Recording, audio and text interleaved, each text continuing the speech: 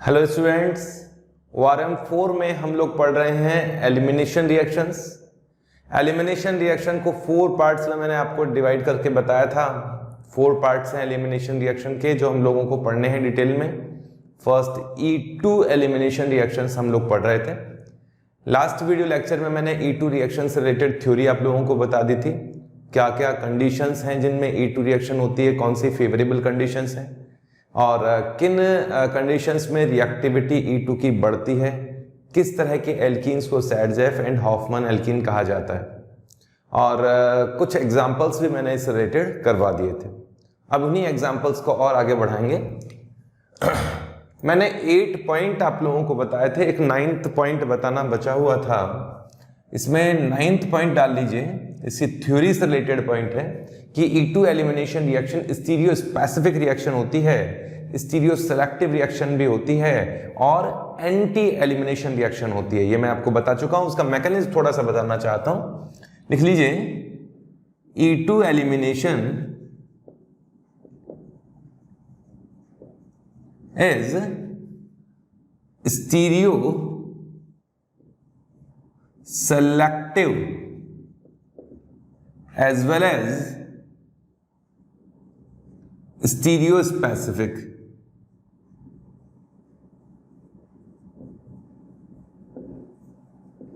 Anti elimination reaction. Anti elimination reaction. इसका मतलब क्या हुआ कि एंटी एलिमिनेशन का मतलब जो दो ग्रुप्स हैं वो अपोजिट साइड से बाहर निकलते हैं। जैसे एक हैलोजन निकल रहा है और उसके अपोजिट प्लेन से बीटा H बाहर निकलेगा। एंटी एलिमिनेशन में आपको पढ़ा भी चुका हूं। अब इसमें जो ट्रांजिशन स्टेट बनती है वो ध्यान दीजिएगा, एंटी पेरीप्लेनर ट्रांजिशन स्टेट बनती है।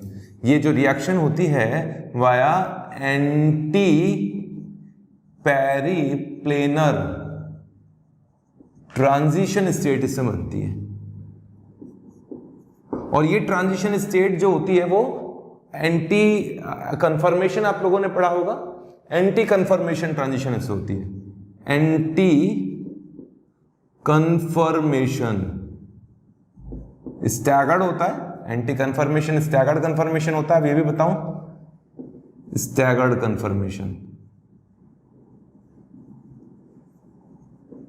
अब ये इसका क्या मतलब है, यही मतलब समझाने के लिए मैंने ये 8th पॉइंट लिखा है। देखिए,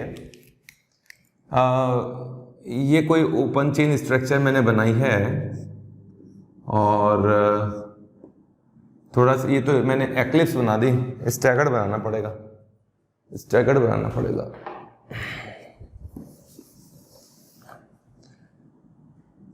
देखो यहां तो लगा हुआ है कोई X लीविंग ग्रुप और इसके अपोजिट साइड में है H, है ना। जब स्ट्रॉन्ग बेस यूज किया जाता है, स्ट्रॉन्ग बेस यूज करते हैं तो बीटा पोजीशन का ये अल्फा पोजीशन, ये बीटा पोजीशन का ये हाइड्रोजन और अल्फा पोजीशन का ये लिविंग ग्रुप एक साथ बाहर निकलते हैं। कुछ इस तरह की ट्रांजिशन स्टेट बनती है। ध्यान दीजिएगा, ये X निकलने लगेगा और ये H अपने इलेक्ट्रॉन्स को डोनेट करके निकलने लगेगा इस बेस के साथ में। तो इस तरह की ट्रांजिशन स्टेट बनेगी कि X तो अपोजिट साइड से बाहर निकल रहा है, पार्शियल नेगेटिव चार्ज यहाँ आएगा, ये दो बॉन्ड है बने रहने दो, और जो H है वो बेस उसे H+ के फॉर्म में, ये H+ के फॉर्म में निकल रहा है और कौन ले जा रहा है उसे, बेस, सॉरी ये ग्रुप ऐसे, और यहां साथ ही साथ डबल बॉन्ड फॉर्मेशन स्टार्ट हो चुका है। इस तरह की ट्रांजिशन स्टेट इसमें बनी है। ये एंटी कंफर्मेशन है किस किस के रेस्पेक्ट में, इस लिविंग ग्रुप के रेस्पेक्ट में और H के रेस्पेक्ट में। ये अपोजिट साइड ही होते हैं, एंटी साइड में। और ये anti periplanar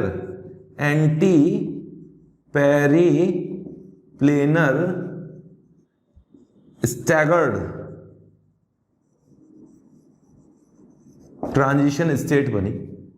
anti periplanar word का मतलब समझिएगा, इसका मतलब ऐसा समझो, ये कार्बन कार्बन बॉन्ड है, यहां लिविंग ग्रुप है ना, ये लिविंग ग्रुप है नीचे की ओर और यहां बीटा H है और ग्रुप्स को मैं इंडिकेट नहीं कर रहा हूं। तो यहां से लिविंग ग्रुप निकल रहा है, यहां अपोजिट साइड से बीटा एच निकल रहा है, समझना, यहां से लिविंग ग्रुप निकल रहा है और यहां से एच निकल रहा है, एक ही लाइन से निकल रहे हैं ना, एक ही लाइन मतलब इस प्लेन में अपोजिट साइड से निकल रहे हैं लेकिन एक ही प्लेन से निकल रहे हैं, अपोजिट साइड से यहां से और यहां से बिल्कुल अपोजिट साइड से निकल रहे हैं, यहां डबल बॉन्ड बनेगा, एक ही प्लेन से निकल रहे हैं, बिल्कुल ऐसा नहीं निकल रहा कि एक तो इस तरफ से निकल रहा है, कोई एक इस तरफ से निकल रहा है, ऐसा नहीं है, यहां से बिल्कुल अपोजिट साइड से। इसमें ट्रांजिशन स्टेट बनती है कुछ इस तरह की जिसमें ये तीनों, ये कार्बन, ये एक्स, ये कार्बन और वो एच सेम प्लेन में आते हैं, ठीक है। अगर मान लीजिए एच किसी और जगह है, जैसे मान लीजिए एच यहाँ है, तो इसमें फ्री रोटेशन होगा इस सिग्मा बॉन्ड में, और फ्री रोटेशन होने के बाद में ये अपोजिट साइड में आएगा, एंटी साइड में आएगा, तभी ट्रांजिशन स्टेट बनेगी। मान लीजिए किसी में ऐसी सिचुएशन नहीं आ रही है कि बीच में रोटेशन नहीं हो पा रहा, और रोटेशन नहीं होने के कारण एच एच अपोजिट साइड में नहीं आ पा रहा है, तो एलिमिनेशन नहीं होगा, E2 एलिमिनेशन उस केस में नहीं होगा। तो यहां तो क्या बना, यहां तो लिविंग ग्रुप बाहर निकल गया और जो H है उस बेस के साथ बाहर निकल गया, है ना, और यहां मल्टीपल बॉन्ड क्रिएट हुआ। इस तरह की ये रिएक्शन है। इस ट्रांजिशन स्टेट को अगर मैं न्यूमैन में बनाना चाहूं तो कुछ इस तरह से बनेगा कि इस कार्बन से तो X बाहर निकलता गया, X मतलब ये leaving group partial negative charge के फॉर्म में, यहां दो बॉन्ड हैं ये वाले, और इस कार्बन का और बैक साइड वाले कार्बन में डबल बॉन्ड बनता गया, उसे मैं शो नहीं कर पाऊंगा, और इस जगह से H अपोजिट साइड से उस बेस के साथ निकलता गया, है ना, यहाँ पॉजिटिव चार्ज है और यहाँ दो ग्रुप हैं, कुल मिला के ये बाहर निकल गया, ये बाहर निकल गया, इस कार्बन और पीछे वाले कार्बन के बीच में डबल बॉन्ड बन गया। इस तरह से एंटी पेरिप्लिनर ट्रांजिशन स्टेट इसमें बनती है। 10 एग्जाम्पल्स हम लोगों ने इससे पहले कर लिए थे, अब 11th एग्जाम्पल करेंगे। इसको लिख लो, आप जल्दी से लिख लो, अब मिटाऊंगा इसे, मैं मिटा रहा हूं। ये पार्शियल पॉजिटिव चार्ज है इस जगह हाइड्रोजन पर, पार्शियल पॉजिटिव चार्ज बना दो, अब मिटा देता हूं। इससे थ्योरी से रिलेटेड तो पॉइंट मैक्सिमम हो चुके हैं, अब कुछ स्पेसिफिक पॉइंट्स आते जाएंगे तो उन्हें नोट डाल के लिखते जाएंगे हम लोग।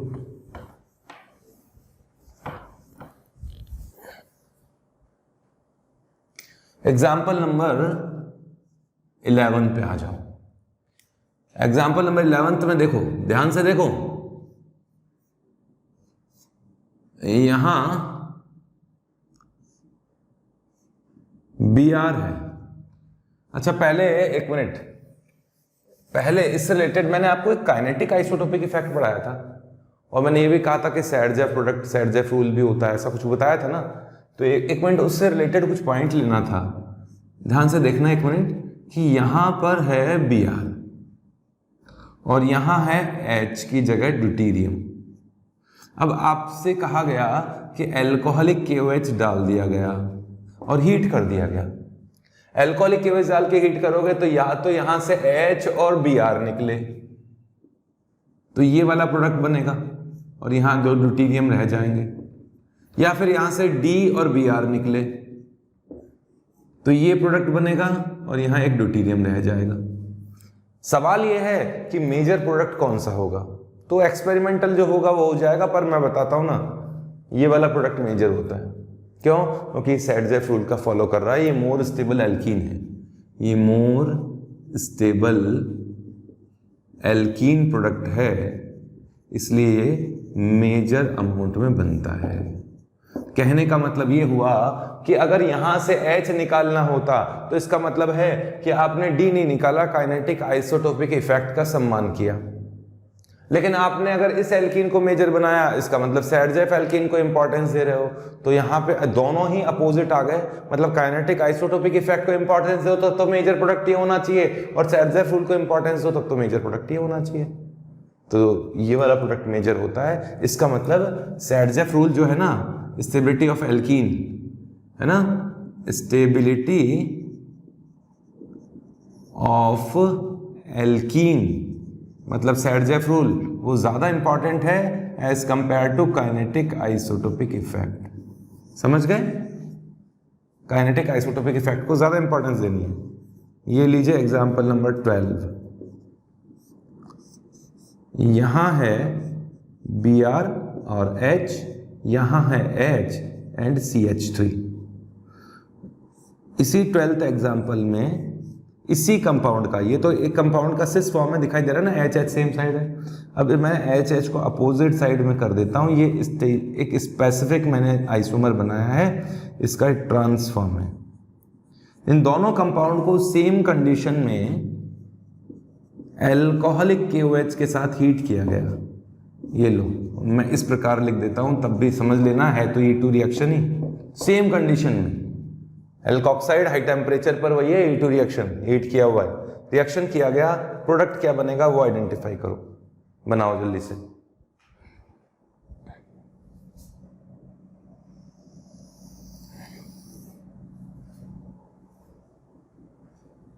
करें? मैं करता हूं, सुनो। देखो ये रिएक्शन E2 एलिमिनेशन जो होती है एंटी एलिमिनेशन है, और एंटी एलिमिनेशन में ये Br और ये H अपोजिट साइड में।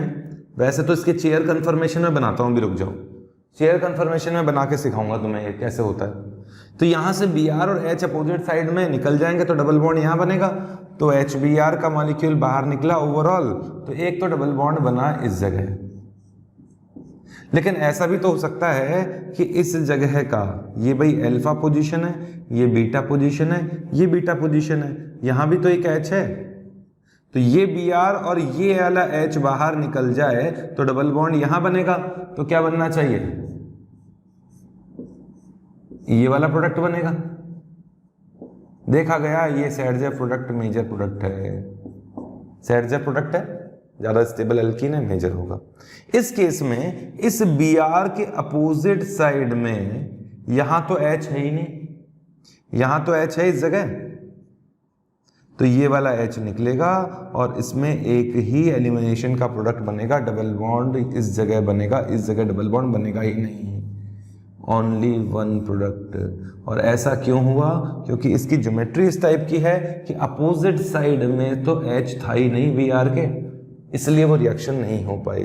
अगर आपसे पूछा जाए कि इस रिएक्शन का रेट R1 है और इस रिएक्शन का रेट R2 है, या रिएक्टिविटी मानो, तो कौन सी रिएक्शन ज्यादा आसान होगी? तो किसका एल्कीन ज्यादा अच्छा बन रहा है? इसका एल्कीन इसके एल्कीन से ज्यादा स्टेबल है, तो R1 की रिएक्टिविटी R2 से ज्यादा होगी।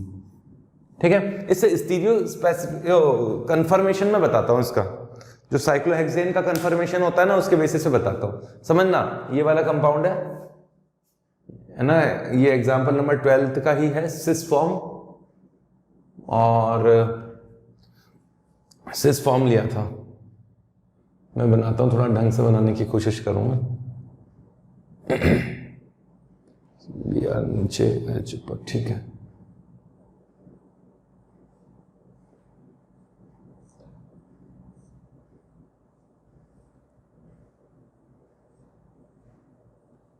यहां Br है, यहां H है, ये वाला, और मिथाइल में यहां मिथाइल है और यहां H। क्या दोनों अपोजिट साइड में दिखाई दे रहे हैं? ध्यान से सुन लीजिएगा, है तो ट्रांस ही, ये Br है, ये H है, ये एंटी पेरिप्लेनर है, एंटी कंफर्मेशन पर है, ट्रांस है, ये Br और ये H अपोजिट ट्रांस साइड में। अच्छा, इसमें फ्लिपिंग होगी ना, फ्लिपिंग होती है, फ्लिपिंग होने के बाद में क्या बनते हैं? जब इसमें फ्लिपिंग होती होगी तो ये इस तरीके से बनता होगा। Br कहां चला गया? इक्वाटोरियल पर, इस जगह Br आ गया, और H एक्सियल पर, और यहां पे इसके पड़ोस वाला इस जगह मिथाइल, और यहां H। ये वही कंपाउंड है, सिस ही है, दोनों सिस कंपाउंड ही है, एक ही कंपाउंड है ये दोनों, है ना। लेकिन अब सुनना, इस फॉर्म में भी तो ये Br और ये H अपोजिट साइड दिखाई दे रहे होंगे आपको, ट्रांस ही तो दिखाई दे रहे हैं, ये ट्रांस ही है ना। देखो H और H सिस है, H यहाँ भी ऊपर है, H यहाँ भी ऊपर है, ये H यहाँ भी ऊपर है, H यहाँ भी ऊपर है, लेकिन यहाँ Br और यहाँ का H निकल सकता है क्या, ये मैं आपको बताना चाह रहा हूँ कि जिस तरह से साइक्लोहेक्सेन है, इसमें जब एक्सियल पोजीशन पर ये लिविंग ग्रुप्स होते हैं, निकलने वाले ग्रुप्स होते हैं, तो ही एलिमिनेशन होता है, वरना नहीं होता है। जैसे इस फॉर्म में एलिमिनेशन नहीं होगा, इस फॉर्म में नहीं होता, ये इसमें कन्वर्जन होता है, कन्वर्ट होकर इस फॉर्म में कन्वर्ट होता है, तब जाके एलिमिनेशन होता है, क्योंकि ये एक्सियल और ये एक्सियल बिल्कुल अपोजिट साइड है। इक्वाटोरियल और ये इक्वाटोरियल अपोजिट साइड नहीं है, इसके पर्टिकुलर इस कंफर्मेशन में एक्सियल के जस्ट एक्सियल अपोजिट साइड में होते हैं और वो एंटी साइड में होते हैं, जैसे अभी मैंने एंटी कंफर्मेशन बताया था। तो इस तरह से फ्लिपिंग होती है, इस तरह से नया कंफर्मेशन बनता है, कंफर्मेशन बन के वो दोनों अपोजिट साइड में आते हैं, तब जाके एलिमिनेशन होता है।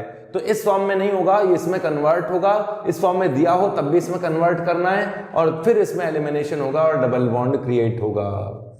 समझ गए मैं जो कहना चाह रहा था कि इस तरह से कोई मिथाइल यहां पर रहेगा, डबल बॉन्ड इसमें क्रिएट होगा, इसमें एलिमिनेशन हुआ, E2 एलिमिनेशन।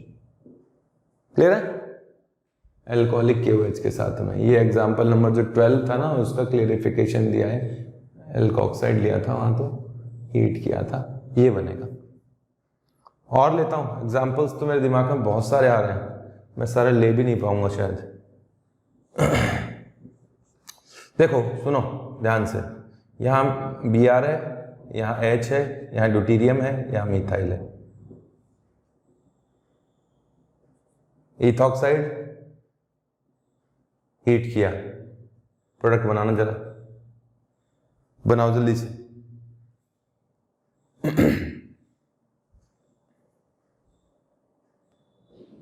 ड्यूटीरियम को निकालना चाहोगे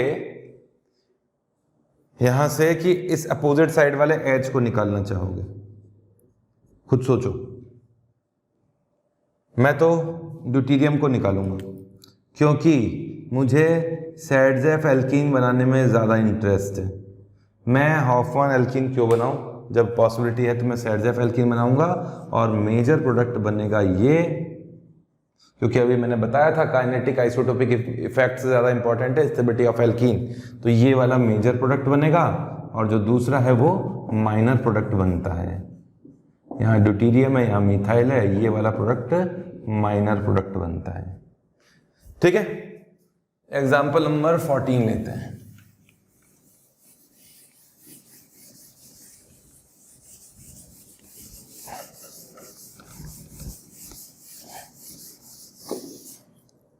एग्जाम्पल नंबर 14।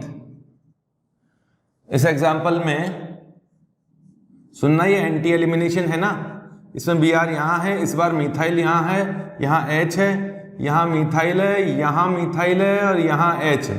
इसमें आपने अल्कोहलिक KOH डाल दिया, हीट किया और कोई रिएक्शन नहीं हुई, कोई रिएक्शन नहीं हुई। क्यों नहीं हुई?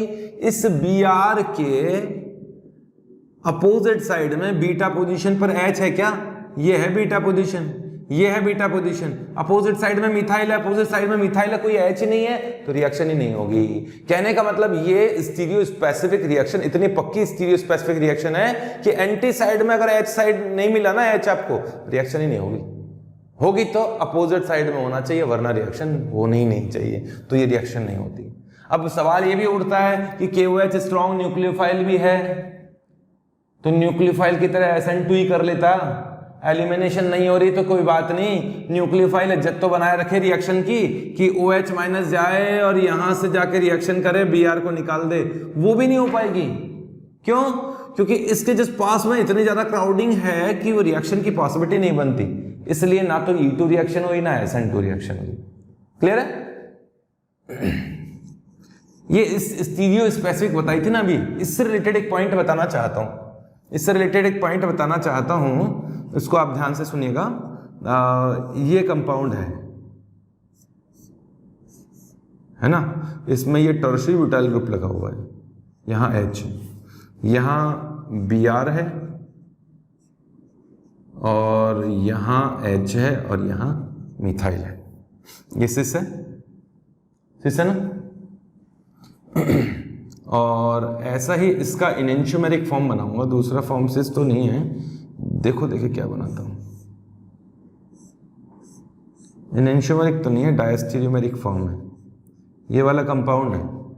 यहाँ Br है और यहाँ H है, H और H सेम साइड थे, इसमें भी H और H सेम साइड है, ये वाला कंपाउंड है।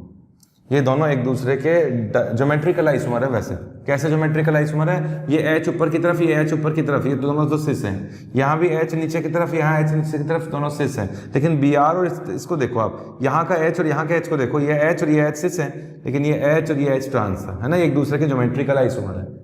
ध्यान से सुनना मेरी बात। इस कंपाउंड में तो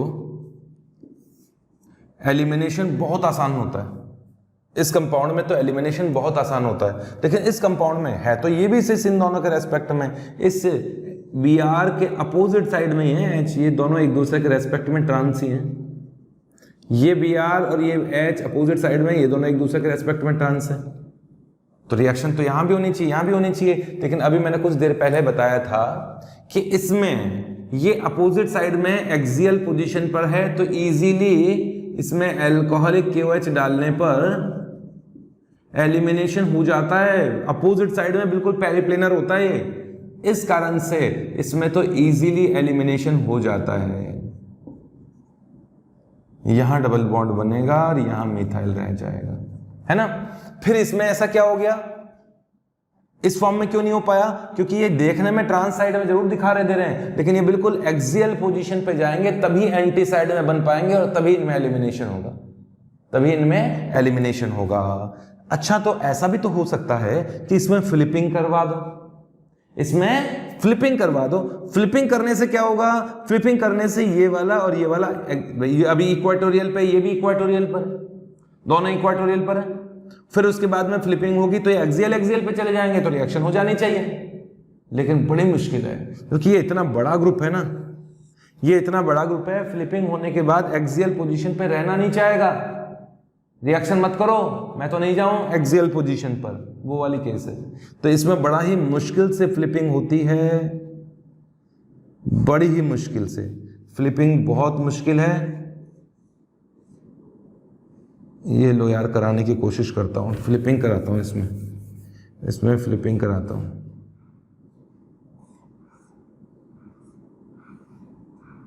ये वाला कार्बन यहाँ ऊपर पहुँच गया, यहाँ पहुँच गया, ये कार्बन में इस जगह Br है, नीचे ही रहेगा, Br यहाँ आएगा, H यहाँ होगा, फिर H यहाँ आएगा, मिथाइल यहाँ आएगा, है ना। दिखाई दे रहा है क्या तुम्हें, दिखाई तो देना चाहिए यार, थोड़ी जगह की कमी रही है।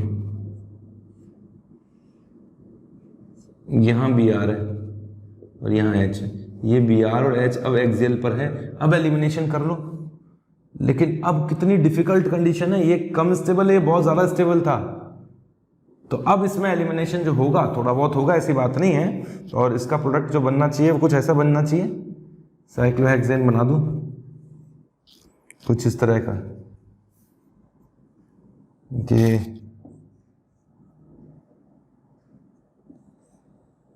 यहाँ डबल बॉन्ड, यहाँ मिथाइल, ये कितना बुरा लग रहा है। इतना बड़ा ग्रुप एक्सियल पोजीशन पे एग्जिस्ट नहीं करता है, ये बहुत इजी रिएक्शन है और इसकी रिएक्टिविटी बहुत कम है। R1 की रिएक्टिविटी R2 से कहीं ज्यादा होगी रिएक्टिविटी। कारण क्या है कि इसकी ज्योमेट्री इस साइड इस तरह की नहीं बन पाई, इसका कन्फर्मेशन ऐसा नहीं बन पाया जिसमें Br के अपोजिट साइड में H जा सके, Br के एक्सियल पर और ऊपर अपोजिट साइड में एक्सियल पर H जा सके, इसलिए ऐसी रिएक्शन इसमें नहीं हो पाई। पर कोई बात नहीं, अगर ऐसी एग्जाम्पल आपके भेजे में नहीं बैठ रहे हैं, मान लेते हैं ऐसा एग्जाम्पल आपको सूट नहीं कर रहे हैं, है ना, तो कोई दिक्कत वाली बात नहीं है। ऐसा क्वेश्चन आज तक आया ही नहीं है, इस तरह का क्वेश्चन कभी नहीं पूछा गया है, इस तरह का स्टीरियोकेमिस्ट्री। फिर भी थोड़ा सा मेरे दिमाग में आ गया था तो मैंने एग्जाम्पल्स को बता दिया। चलो और एग्जाम्पल करते हैं। मिटा दो इसे, तो लिखो फटाफट, इसे लिख लो। एग्जाम्पल नंबर 15 हो गया, 16th लेते हैं हम।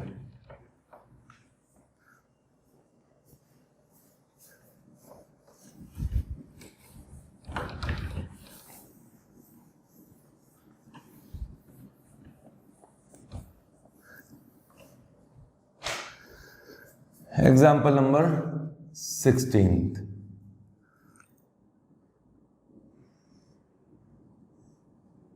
यहां है Br, नहीं उस तरह से बना के दूंगा।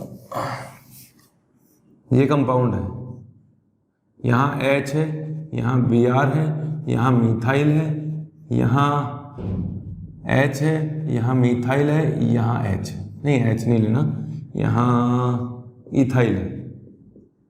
इस कंपाउंड में हम लोगों ने अल्कोहलिक KOH डाला और हीट किया और प्रोडक्ट बनाना है हमें। क्या बनेगा, कैसे बनेगा उसको समझना। एलिमिनेशन रिएक्शन, एंटी एलिमिनेशन में Br, पहले तो पहचानो कि निकालना किसको है। ये रहा एक शिकार, इसको निकालना है। ये रही अल्फा पोजीशन, इसकी बीटा पोजीशन ये भी है, पर इस जगह से H निकालूंगा तो एल्कीन इतनी स्टेबल नहीं होगी, इस कार्बन के बीच में डबल बॉन्ड बनेगा। बट यहां से H निकालूंगा तो डबल बॉन्ड बन जाएगा, बहुत बढ़िया रहेगा, स्टेबिलिटी ज़्यादा होगी, सेट जब प्रोडक्ट होगा। लेकिन दिक्कत यह है कि अभी इस पर्टिकुलर कन्फर्मेशन में ये दोनों एंटी साइड में नहीं है। तो क्या दिक्कत है, कन्फर्मेशन हो तो सकती है, रोटेशन तो हो सकता है ना, तो रोटेशन तो चलता ही रहेगा। जब ये एंटी साइड में पहुंचेंगे तब निकल लेंगे। तो इसका वो कन्फर्मेशन मैं बना देता हूं जब ये एंटी साइड में पहुंचेंगे। कैसे, इसका ये कन्फर्मेशन बनाओ, बिल्कुल वैसा का वैसा कन्फर्मेशन, जिसमें ये Br यहां नीचे कर देना है, ये H ऊपर कर देना है। मान लीजिए रोटेशन देखो, ये Br घूम के यहां आ गया तो ये वाला H यहां चला जाएगा, ये मिथाइल यहां आ जाएगा, ठीक है। ये वाला H यहां करना है मुझे, इस जगह अपोजिट साइड में एक्सियल, तो ये H यहां आएगा तो ये मिथाइल इस जगह आएगा, इथाइल इस जगह आएगा।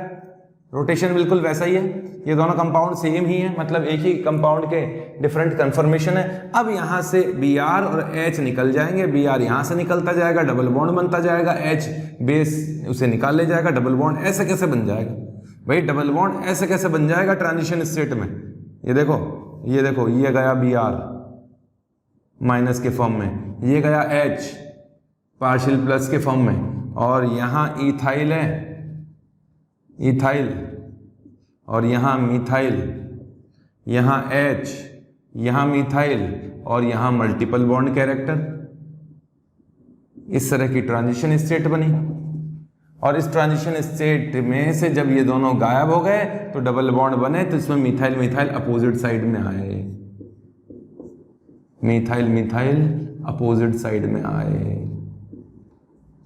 मैं जो बोलना चाह रहा हूं अब समझना, स्टीरियो स्पेसिफिक रिएक्शन में दोनों जो ग्रुप्स हैं जिनको निकाला जा रहा है वो दोनों ही कायरल कार्बन पर हैं। इस रिएक्शन में ये लिविंग ग्रुप और उसका बीटा H दोनों ही कायरल कार्बन पर है। तो इस चीज का बहुत इंपॉर्टेंस है कि जो प्रोडक्ट बनेगा उसकी कन्फर्मेशन किस टाइप की हो, क्योंकि ये स्टीरियो स्पेसिफिक रिएक्शन है। याद कीजिए जब एडिशन कराते थे, किसी एल्कीन पर एडिशन कराते थे, यहाँ R1 ग्रुप है, यहाँ H है, यहाँ H है, यहाँ R2 ग्रुप है, और यहाँ कोई मान लीजिए ब्रोमीन जुड़ गया और यहाँ ब्रोमीन जुड़ गया एंटी एडिशन से, तो दो कायरल प्रोडक्ट बनते थे, दो कायरल कार्बन बनते थे। उस केस में हमको ध्यान रखना पड़ता था कि सिस पर एंटी एडिशन से क्या बनाना है, 3O की इरिथ्रो, क्योंकि दो कायरल कार्बन उसमें बनते थे। यहां जस्ट उसका रिवर्स रिएक्शन हो रही है कि दो कायरल कार्बन से ग्रुप्स गायब हो रहे हैं। यहां दो ग्रुप आने से कायरल कार्बन बने हैं, यहां दो ग्रुप के कायरल कार्बन से दो ग्रुप गायब हो रहे हैं। तो अब जो प्रोडक्ट बनेगा वो सिस बनेगा कि ट्रांस बनेगा, वो इसकी स्टीरियो केमिस्ट्री पे डिपेंड करता है। आपको उसको 3D स्ट्रक्चर ध्यान रखना पड़ेगा, है ना। देखो और लेता हूं इसका कॉन्सेप्ट इससे रिलेटेड। प्रोडक्ट क्या बना इसमें, ट्रांस प्रोडक्ट बना, सिस नहीं बना। ट्रांस प्रोडक्ट बना है, सिस प्रोडक्ट नहीं बना है। जरा देखना एग्जांपल नंबर 17, ये वाला कंपाउंड है, यहां Br है, इसकी रिएक्शन आपने किया अल्कोहलिक KOH के प्रेजेंस में। यहां ये अल्फा, ये बीटा, ये भी बीटा, यहां से तो हॉफमैन प्रोडक्ट बनेगा, इसको तो छोड़ो, क्या मतलब है, बन गया, चलो माइनर है ये। अब यहां से जब H निकलेगा तो एक H प्लेन से ऊपर भी है, प्लेन से नीचे की तरफ भी H है, यहां दोनों H निकल सकते हैं, यहां दोनों H निकल सकते हैं। क्या दोनों ग्रुप निकलने वाला group leaving group chiral carbon पे है क्या? एक तो है, क्या ये भी H कायरल कार्बन पे है क्या? नहीं। कौन सा H निकलेगा? कोई सा भी निकल सकता है। कभी ये वाला H घूम के सिग्मा बॉन्ड घूम के अपोजिट साइड में आ जाए Br के, और कभी इस सिग्मा बॉन्ड के रोटेशन से ये वाला H अपोजिट साइड में आ जाए। दोनों पॉसिबिलिटीज हैं। अगर दोनों पॉसिबिलिटीज हैं तो दोनों ही टाइप के पॉसिबल प्रोडक्ट्स बनेंगे, सिस भी बनेगा और ट्रांस भी बनेगा। समझ रहे हो? जब यहां डबल बॉन्ड बनेगा तो सिस भी हो सकता है, ट्रांस भी हो सकता है। वो प्रोडक्ट मैंने दोनों बना दिए। हाँ, ज्यादा स्टेबल कौन सा होगा? ट्रांस वाला ज्यादा स्टेबल होगा।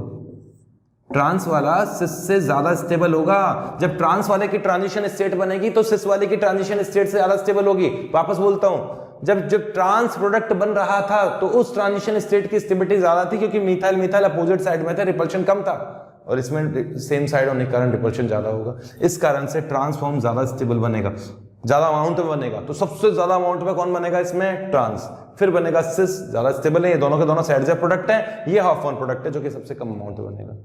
मैं जो बोलना चाह रहा हूं समझे क्या? लिविंग ग्रुप जो दोनों लिविंग ग्रुप थे वो दोनों के दोनों कायरल कार्बन पे होने चाहिए। तब हमें इस चीज का ध्यान रखने की जरूरत पड़ेगी कि मुझे सिस बनाऊं कि ट्रांस बनाऊं, वरना तो कोई सा भी निकाल दो, प्रोडक्ट तो बनाना ही है। लिखो इसे, एक एग्जांपल नंबर 18 लेता हूं यहीं पर ही।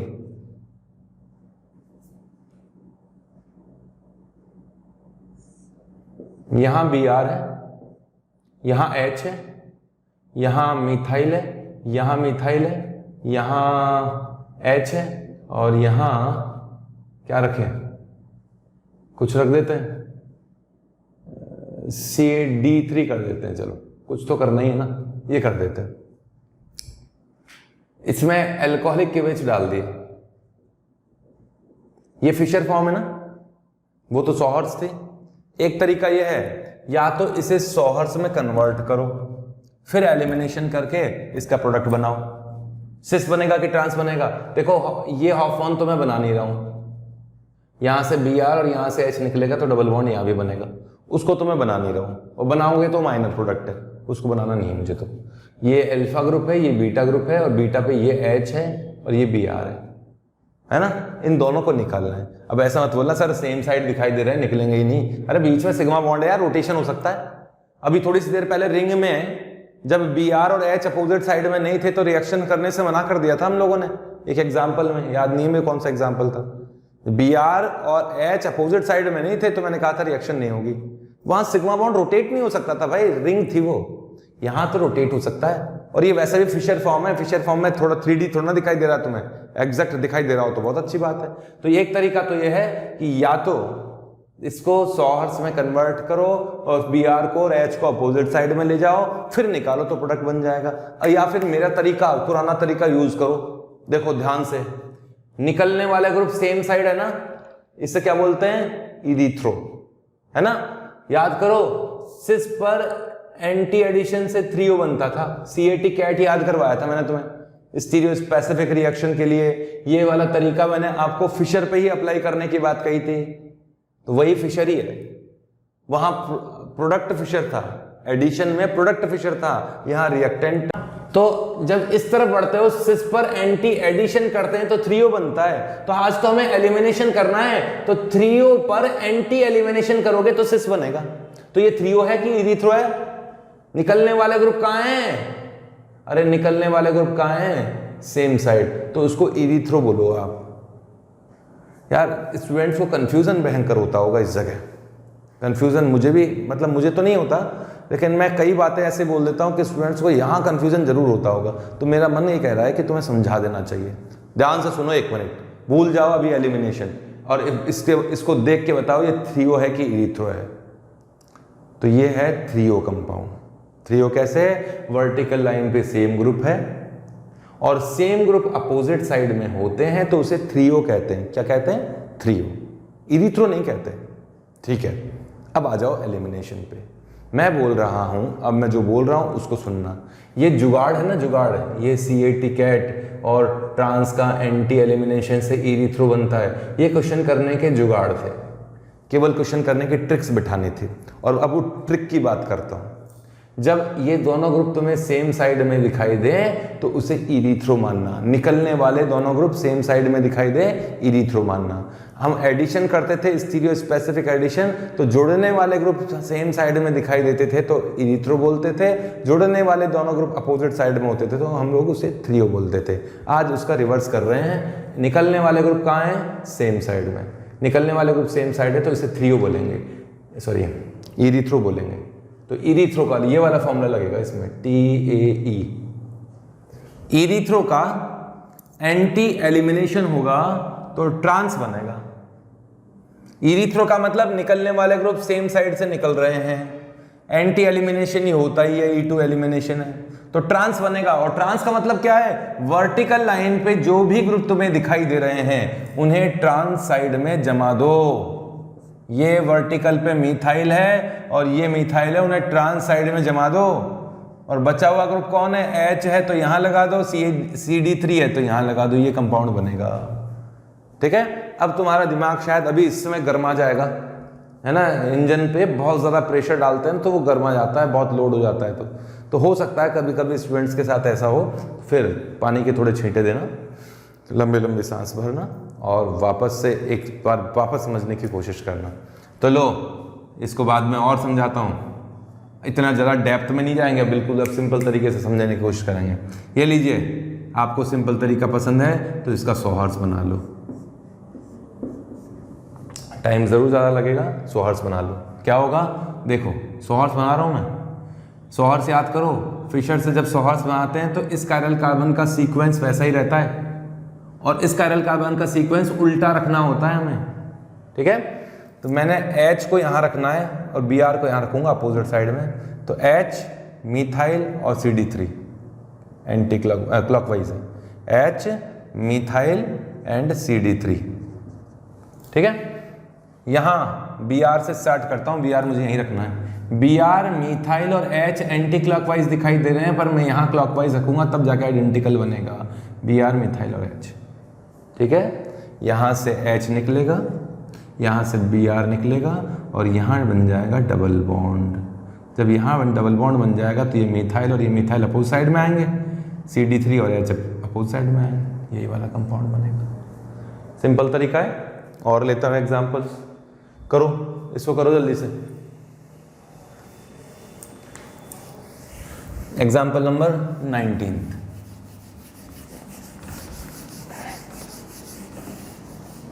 एग्जाम्पल नंबर 19 देखिए, यहाँ R1 है, यहाँ R2 है, यहाँ B है, Br है, यहाँ H है, यहाँ R3 है, यहाँ R4 है।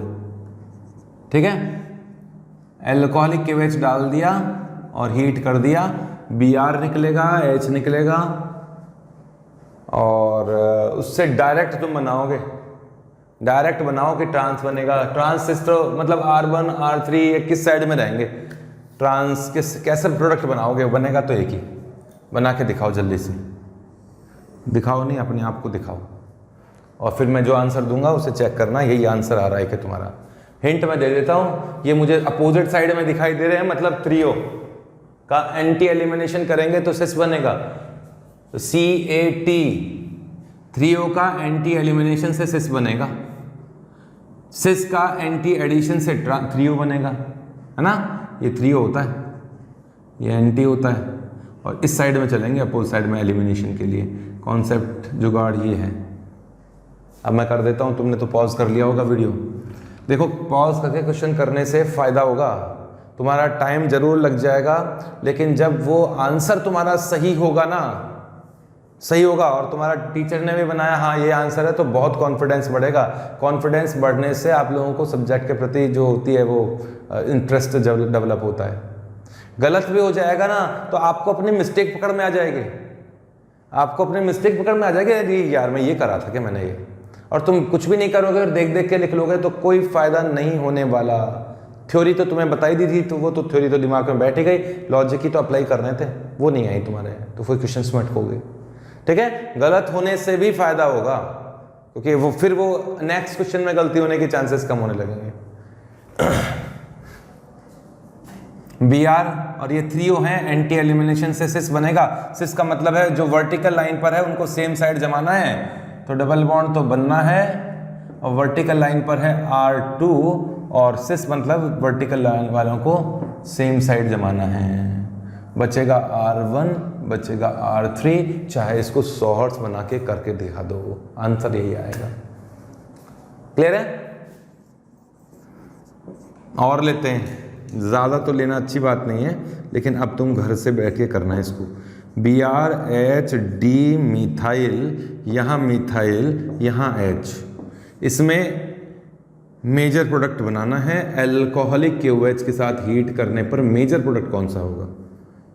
ठीक है, बनाओ मेजर प्रोडक्ट, इसको बना दो। चलो वीडियो पॉज करो जल्दी से, 1 2 3 वीडियो पॉज करो और बना लो। अब मैं करता हूं, अब मैं कर रहा हूं।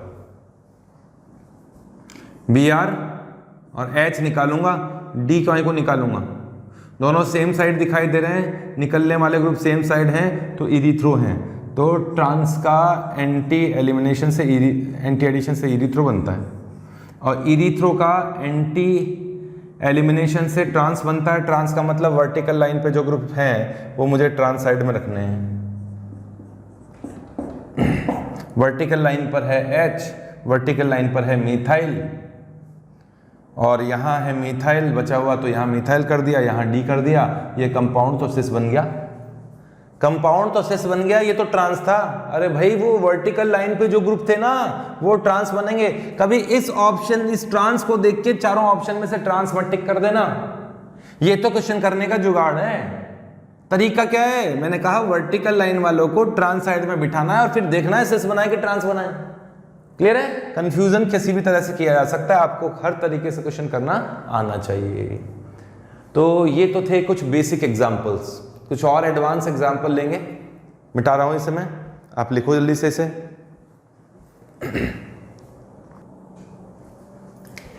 नेक्स्ट एग्जांपल नंबर 21, कुछ फैक्ट बेस्ड भी एग्जांपल्स हैं। चलो इस एग्जांपल को तो तुम्हारे नॉलेज चेक करने के लिए दिया आता है।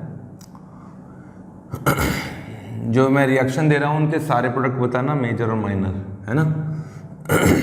ये वाला कंपाउंड है, इसमें यहाँ Br है और बस यहीं Br है और इसमें अल्कोहलिक KOH डाल दिया, हीट कर दिया। सारे प्रोडक्ट बताओ, मेजर माइनर जो भी होगा, जो भी पॉसिबल। एक और केस लेता हूँ, इसमें थोड़ा सा चेंज कर रहा हूँ। इसमें बताना मेजर कौन सा है, माइनर कौन सा है और सारे प्रोडक्ट बनाओगे। एग्जाम्पल नंबर 22, ये वाला एग्जाम्पल तो जेई में आया हुआ क्वेश्चन है। रीअरेंजमेंट होता नहीं है E2 रिएक्शन में, अल्कोहलिक KOH डाल के हीट करो, सारे पॉसिबल प्रोडक्ट्स बनाओ।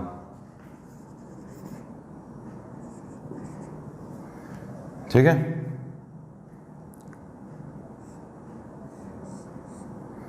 अच्छा एक और चीज, जैसे यहाँ Br है और यहाँ Br है, अल्कोहलिक KOH डाल दिया एक्सिस में, एक्सिस में ये लिखने की जरूरत नहीं है।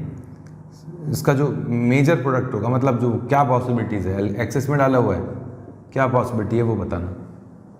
इसमें तो आप मेजर प्रोडक्ट बता दो, इन दोनों में तो जो भी पॉसिबिलिटी है वो सारे प्रोडक्ट बताते हुए इसमें बनाओ, कितने बन सकते हैं।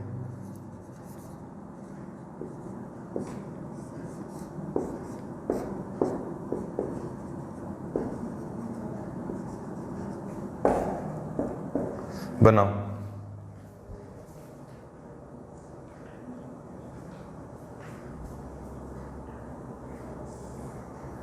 एग्जाम्पल नंबर 24 लेते हैं, इसके बाद पहले ये कर लो, फिर लेंगे वो एग्जाम्पल्स। करें H यहां से, Br यहां से, आपसे पूछा जाएगा कितने स्टीरियो आइसोमर बने, कितने प्रोडक्ट बने। एक तो ये बना और एक बार H यहाँ Br यहाँ, तो यहाँ से डबल बॉन्ड बनेगा तो सिस और ट्रांस दोनों बनेंगे उसके। बस यही बताना चाह रहा था मैं आपको इसमें। तो इसमें ये जो मैंने ट्रांस बना दिया, ये ट्रांस भी बनेगा और सिस भी बनेगा। सिस बनाया नहीं, लिख दिया मैंने। तो टोटल कितने प्रोडक्ट्स बनेंगे इसमें? 3 प्रोडक्ट बनेंगे, एक ये बनेगा, 2 इसके बनेंगे। ये बताना चाह रहा हूँ, कई बार क्वेश्चन पूछ लिए जाते हैं कि टोटल नंबर ऑफ प्रोडक्ट्स कितने बनेंगे, तो उसमें सिस और ट्रांस को भी कंसिडर करना है, स्टीरियो आइसोमर बने तो उन्हें भी कंसिडर करना है। तो टोटल 3 प्रोडक्ट्स बनेंगे और मेजर तो आप बताओ। देखें, मुझे लगता है मेजर यही होगा क्योंकि इसमें अल्फाइड ज़्यादा हैं। इसमें बताओ कितनी पॉसिबिलिटीज़ हैं। एक यहाँ से H निकले और डबल बॉन्ड बने, तो ये वाला प्रोडक्ट बनना चाहिए। एक तो कोई रीअरेंजमेंट नहीं होता इसमें। यहाँ से H और यहाँ से डबल बॉन्ड, जब यहाँ डबल बॉन्ड बनेगा तो सिस और ट्रांस दोनों बनेंगे फिर। इसमें जब डबल बॉन्ड यहां बना तो सिस भी बना प्लस इसका ट्रांस भी बनेगा, ठीक है ना।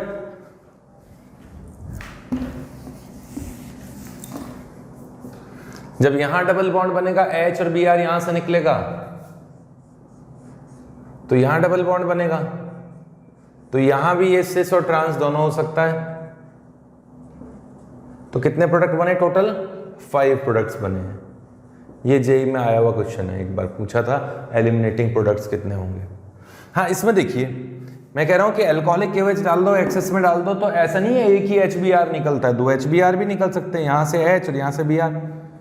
और मेरा कहना यह है, और तुम भी ये समझ गए होंगे कि कॉन्जुगेटेड डाइईन बनेगी, क्योंकि जब H यहां से निकलेगा, Br यहां से निकलेगा, डबल बॉन्ड यहां सही है, तो दूसरा भी इसी साइड में बने तो अच्छा है। इसमें HBr निकालो, HBr निकालो, HBr निकालो, तो बेंजीन बननी चाहिए,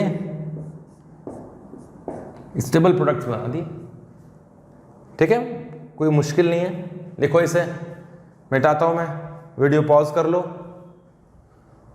अगर नहीं लिख पाए हो तो वीडियो पॉज कर लो, और वैसे आपको खुद को अपने लेवल पे कर लेना चाहिए था इसे। अब मैं करूंगा एग्जाम्पल नंबर 24। ये थोड़ा सा टॉपिक बड़ा है, E2, E1 तो छोटा सा है, E1 तो अभी कर देंगे। हाँ, एग्जाम्पल नंबर 24। इस एग्जाम्पल में देखो यहां मैंने लिया है Br, अरे Cl ले लो यार, बहुत देर हो गई, यहां Cl। इससे पहले कुछ और बताना था, ये देखो PH है, यहाँ CH, Br या Cl जो भी है, यहाँ Br ले लिया और Cl ले लिया, ये कंपाउंड है, विसिनल दिखाई दे रहा होगा, विसिनल डाइऑल है। मैं 2 HBr निकाल के ट्रिपल बॉन्ड बनाने की बात कर रहा हूं इस बार।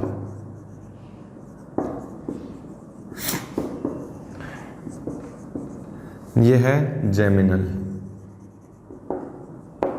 है ना, जेमिनल डाइहैलाइड। इन दोनों में से कोई भी ले लिया जाए, है ना, दोनों में से कोई सा भी ले लिया जाए और इसमें अल्कोहलिक KOH डाल के इसे हीट किया जाए तो HBr निकलना चाहिए।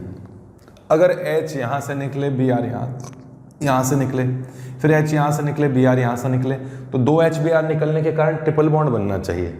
H यहाँ से, Br यहाँ से, H यहाँ से, Br यहाँ से, फिर ट्रिपल बॉन्ड बनना चाहिए। लेकिन देखा गया कि डबल बॉन्ड ही बनता है। जरा देखना, यहाँ से H निकला, एक Br निकला और क्या बना? Double bond. इसमें भी वैसा ही है, एक HBr निकल पाया और डबल बॉन्ड बना। ट्रिपल बॉन्ड बनाना मुश्किल काम है। एक और HBr निकल जाए, ट्रिपल बॉन्ड बन जाएगा, कोई दिक्कत नहीं है। लेकिन यहाँ अब है ना, ये लोन पेयर और मल्टीपल बॉन्ड को कॉन्जुगेशन के कारण डबल बॉन्ड कैरेक्टर है, डबल बॉन्ड कैरेक्टर है ना, DBC का मतलब समझ गए, डबल बॉन्ड कैरेक्टर है। इस कारण से इस बॉन्ड का टूटना थोड़ा मुश्किल होता है। तो ये काम अल्कोहलिक KOH, हालांकि अल्कोहलिक KOH अच्छा खासा बेस है, ये एलिमिनेशन करा रहा है।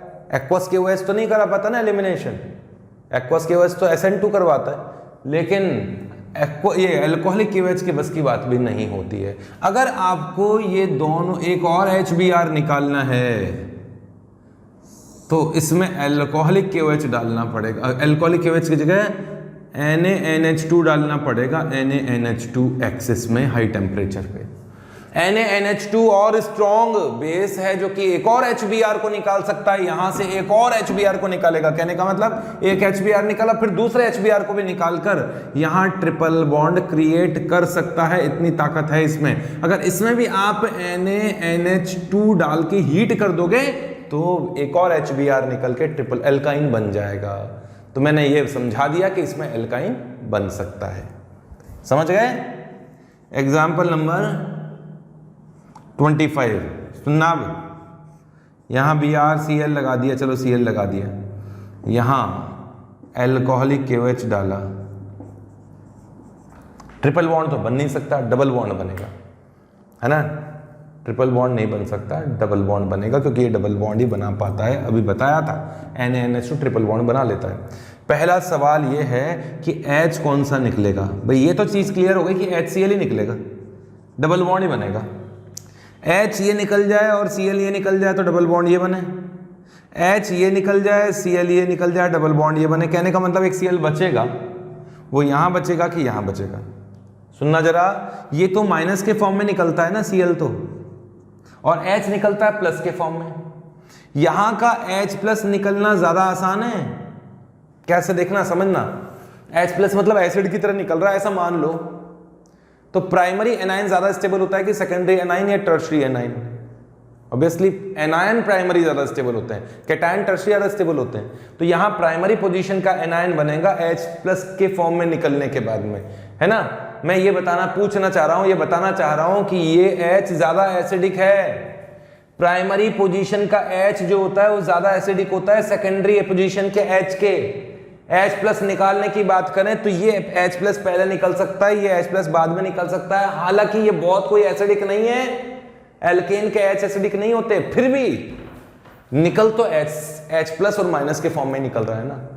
तो देखा गया है कि ये H प्लस निकालना आसान था, प्राइमरी पोजीशन का H है, प्राइमरी कार्बन का H है, इसलिए ये H और ये Cl निकलता है और प्रोडक्ट बनता है ये वाला, ये प्रोडक्ट बनता है। समझ गए, ये वाला बनता। हाँ, अगर इसमें आप NaNH2 डाल दिए होते तो एक बार और Cl और यहाँ से HCl बाहर निकलता अगली बार। अब यहाँ का H और इधर के Cl बाहर निकलेंगे, फिर ट्रिपल बॉन्ड बनेंगे, तो उसके लिए कौन चाहिए? NaNH2 चाहिए, और उसके साथ हीट कर दिया तो एक और HCl का मॉलिक्यूल बाहर निकलेगा और क्या बन जाएगा? एल्काइन बन जाएगा। समझना, ये sp कार्बन का H हो गया। अगर आपने NaNH2 एक्सेस में डाल दिया होगा तो और एसिड बेस रिएक्शन हो जाएगी, फिर तो एसिड बेस रिएक्शन हो गई और यहाँ से H प्लस निकल के ये नेगेटिव चार्ज बन जाएगा Na प्लस के साथ में। तो 2 बार एलिमिनेशन हुआ इसमें, 2 बार E2 रिएक्शन हुआ, फिर आखिरी में तो एसिड बेस रिएक्शन हुई है। क्लियर है? बना दो जल्दी से, मिटाता हूं अब इसे।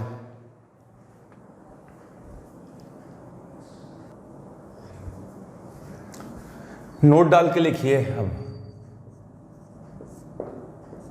जनरली तो हॉफमैन सेडजा प्रोडक्ट मेजर होता है, बताया था आपको, बट कुछ केसेस में हॉफमैन प्रोडक्ट भी मेजर बन सकता है, उसी के बारे में बात करेंगे। लिख लीजिए, generally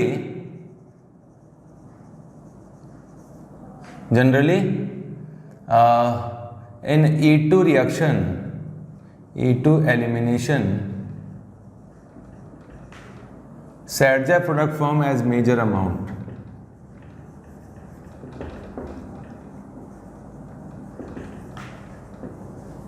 As major product, but in presence of following conditions.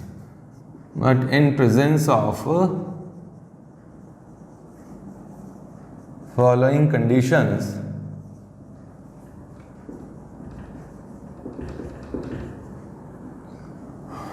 Hofmann product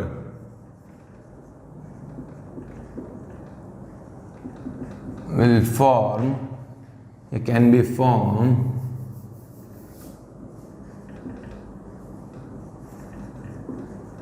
major product as major product. कौन सी कंडीशंस हैं? कंडीशन नंबर 1 फर्स्ट है, अगर आपने बेस बड़े साइज का बेस ले लिया है, बल्कि बेस ले लिया है, इन प्रेजेंस ऑफ बल्कि बेस, बड़े साइज का बेस, तो स्टेरिक हिंड्रेंस के कारण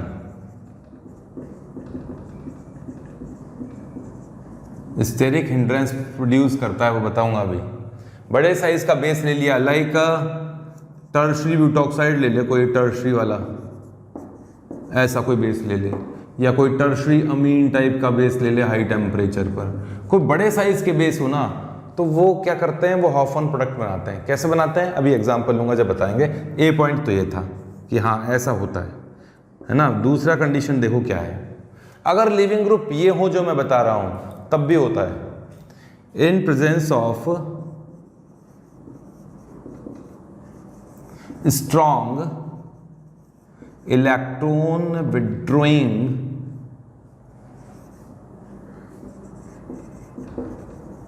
leaving groups like fluorine NR3 plus SR2 plus. हालांकि फ्लोरीन बहुत ज़्यादा इलेक्ट्रॉन विड्रॉइंग नहीं है, लेकिन फ्लोरीन भी हाफ-ऑन प्रोडक्ट मेजर में आता है। इनकी प्रेजेंस में भी हाफ-ऑन प्रोडक्ट मेजर बनते हैं। कैसे बनते हैं बात करेंगे अभी। तीसरी कंडीशन क्या है कि अगर गामा पोजीशन पे, लिविंग ग्रुप की गामा पोजीशन पे बहुत ही ज्यादा क्राउडिंग हो, तब भी इन presence of crowding, in presence of crowding on gamma position of leaving group, leaving group की गामा पोजीशन पे क्राउडिंग ज्यादा होने से भी हाफ-ऑन प्रोडक्ट मेजर प्रोडक्ट बन जाते हैं। एक एक करके इन पॉइंट्स को एक्सप्लेन करता हूं। एग्जांपल नंबर 25 तक हो गए थे, 26 से स्टार्ट करूंगा। इसे आप जल्दी से लिखो। गामा पोजीशन पे क्राउडिंग से भी बहुत फर्क पड़ता है। ये कम ही पूछे जाते हैं, फिर भी आने चाहिए हमें, है तो इम्पॉर्टेंट है। मिटा देता हूं, जल्दी से लिख लीजिए इसे। ये लीजिए, तो मिटा दिया मैंने। पॉज क्यों नहीं किया तुमने? मैं तो बहुत स्लो लिख रहा था।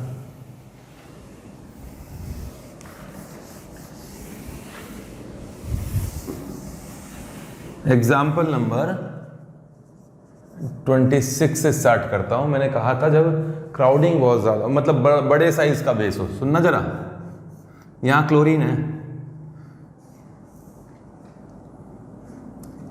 इथॉक्साइड डाल दिया हाई टेम्परेचर पे, या फिर alcohol, ethyl alcohol plus KOH लिया है हाई टेम्परेचर पर, है ना। दूसरा है टर्शियल ब्यूटॉक्साइड डाल दिया। टर्शियल ब्यूटॉक्साइड समझते हो ना, 3 मिथाइल लगे हैं यहाँ पर और O माइनस है हाई टेम्परेचर पे। या फिर ऐसा लिखा हुआ है कि टर्शियल ब्यूटाइल एल्कोहल प्लस KOH, एक ही बात है, वो दोनों में से एक ही बात है। अगर ये वाली कंडीशन लेते हैं जिसमें छोटे साइज का बेस होता है, एल्कोक्साइड ही बनता है इसमें बेस, तो प्रोडक्ट मेजर ये होता है, ये वाला माइनर होता है, सैडजेफ प्रोडक्ट मेजर होता है।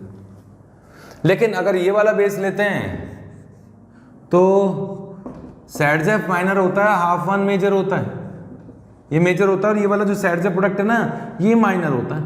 अब ऐसा क्यों हो गया? अच्छा, अगर कहीं केवल अल्कोहल ही KOH से लिखा हुआ मिले तो अल्कोहल कौन सा मानना है, ये छोटे साइज वाला कि बड़े साइज वाला? तो अल्कोहल यही मानना है, इथाइल अल्कोहल। उन्होंने अल्कोहल लिख के नहीं दिया है ना, अल्कोहलिक KOH लिख दे तो आप नॉर्मल अल्कोहल से की तरह ही काम करोगे जैसे अभी तक करते आए हो। लेकिन अगर टर्शियल ब्यूटॉक्साइड दे दीजिए, बड़ा अल्कोहल दे दिया जाए, तभी आप हाफ-1 प्रोडक्ट बनाओगे। क्लियर है? ये जनरल बात हो गई। अब बात कर रहा हूं मैं कि ऐसा क्यों हुआ कि देखो ये तो छोटा साइज का बेस है, ये तो अपने कर्तव्य का सही पालन कर रहा है। इसका उद्देश्य है कि ज्यादा अच्छा एल्कीन बन जाए भाई। एल्कीन की स्टेबिलिटी ज्यादा होगी, ट्रांजिशन स्टेट में ऐसी एल्कीन जिसमें एल्कीन की स्टेबिलिटी ज्यादा है वो ट्रांजिशन स्टेट अच्छी बनेगी, ज्यादा स्टेबल बनेगी, इसलिए मेजर प्रोडक्ट ये बनता है।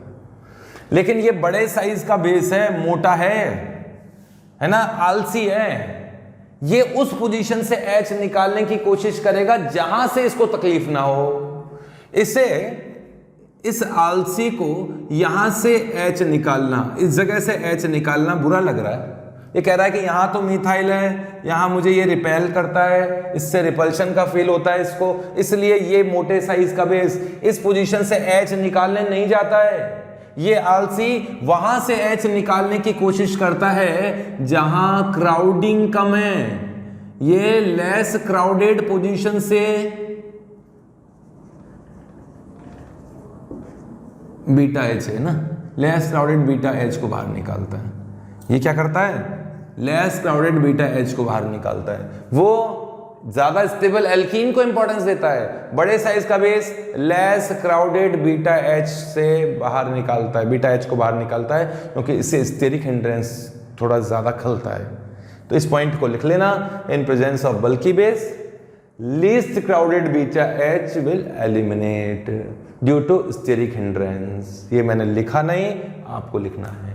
एक बार फिर रिपीट करता हूं, in presence of bulky base least crowded beta H, अगर और भी होते वो भी least crowded beta H will eliminate due to steric hindrance, due to less steric hindrance. Least crowded पर स्टेरिक हिंड्रेंस कम होगा, इसलिए ऐसा होता है। क्लियर हो गया होगा? हाँ, एग्जाम्पल नंबर इस जगह 27 में ये एग्जाम्पल डालो जरा। यहाँ पर है, यहाँ मिथाइल है, यहाँ Br है। इसमें अगर आप इथॉक्साइड डाल के हीट कर दें तो कौन सा एल्कीन बनेगा, और इसमें TbUO माइनस डाल के हीट कर दें तो कौन सा एल्कीन बनेगा? बनाओ जरा, जल्दी से बनाओ, बहुत टाइम हो गया, आज E2 एलिमिनेशन खत्म करना था। अब मैं करता हूं। देखो ये तो एल्कीन की स्टेबिलिटी को इंपॉर्टेंस देता है, तो यहां से H निकालेगा और मेजर एल्कीन आएगा इसमें, तो ये वाला, ये मेजर बनेगा। लेकिन ये उस बीटा एच को निकालेगा, इसके लिए बीटा एच ये रहा, बीटा एच ये रहा, बीटा एच ये रहा। इस बीटा एच पर क्राउडिंग सबसे कम है, ये प्राइमरी पोजीशन का, ये सेकेंडरी का, ये टर्शरी का है। ये इस बीटा एच को निकालेगा क्योंकि इससे स्टेरिक हिंड्रेंस का सामना नहीं करना पड़ेगा इस जगह, तो यहां से एच निकल जाएगा, मेजर प्रोडक्ट ये होगा। ठीक है, कोई डाउट इसमें? मतलब डाउट होना भी नहीं चाहिए, खैर आप बताओगे जो मैं बोल रहा हूं। अच्छा, कई बार क्या होता है, गामा पोजीशन पे बहुत ज्यादा क्राउडिंग होती है। उस सी वाली कंडीशन बताता हूं, सी वाली है ना, बी वाला पॉइंट लूंगा अभी 2 मिनट बाद। गामा पोजीशन पे बहुत ज्यादा क्राउडिंग हो तो बेचारा इसकी भी लिमिटेशन है यार। ये वाला ग्रुप है ना, वो गामा पोजीशन वाली केस लेता हूं, एग्जांपल नंबर 28। ये देखो यहां पर है और ये वाला कंपाउंड है, ये इसकी अल्फा, ये बीटा और ये बीटा, इसमें डाल दिया आपने, ये है ना, और ये गामा पोजीशन है। गामा पोजीशन पे 3 आर ग्रुप जुड़े हुए हैं। अब इस बेचारे की भी तो लिमिटेशन है यार, ऐसा थोड़ी ना आप इसके ऊपर जितनी चाहोगे उतनी ज्यादती कर लोगे। तो ऐसी कंडीशन में ये टर्शरी होता है ना, तब तो देखो ये नहीं होता ऐसा, तो तब तो बेचारा परवाह नहीं करता था। ये तो इतनी भी परवाह नहीं करता था कि यार टर्शरी है, क्राउडिंग है। ये एल्कीन की स्टेबिलिटी को इंपॉर्टेंस देता है, एल्कीन ज्यादा अच्छा बन जाए। लेकिन अगर आप हद कर दोगे और इस पोजीशन पे बहुत ज्यादा क्राउडिंग हो जाती है ना, गामा पोजीशन क्या हो गई, हाईली क्राउडेड वाली पोजीशन हो गई। उस केस में यहां से इस पोजीशन का H निकालने की कोशिश करता है ये भी, और मेजर प्रोडक्ट ये वाला ही बन जाता है, ये वाला प्रोडक्ट मेजर होता है। ठीक है, ये तो एक आती एग्जाम्पल है। गामा पोजीशन पे क्राउडिंग हो तो ये एग्जाम्पल पूछा जाता है, बहुत सारी बुक्स में यही पर्टिकुलर एग्जाम्पल लिखा हुआ है और कोई एग्जाम्पल भी नहीं लिखा हुआ। कंसेप्ट तुम समझ गए। पहला, बहुत बड़ा बेस हो तो हॉफमैन प्रोडक्ट बनता है। दूसरा, आप कोई सा भी बेस ले लो लेकिन गामा पोजीशन पे बहुत ज्यादा क्राउडिंग है तब भी लीस्ट क्राउडेड एल्कीन बनता है, हॉफमैन एल्कीन बनता है, हॉफमैन एल्कीन बनता है। अब वो वाला केस लेता हूं, जब वो जो बी पॉइंट था ना उसकी वाला केस लेता हूं। जल्दी से लिखो, इसे मैं मिटा देता हूं, इसे मैं मिटा देता हूं।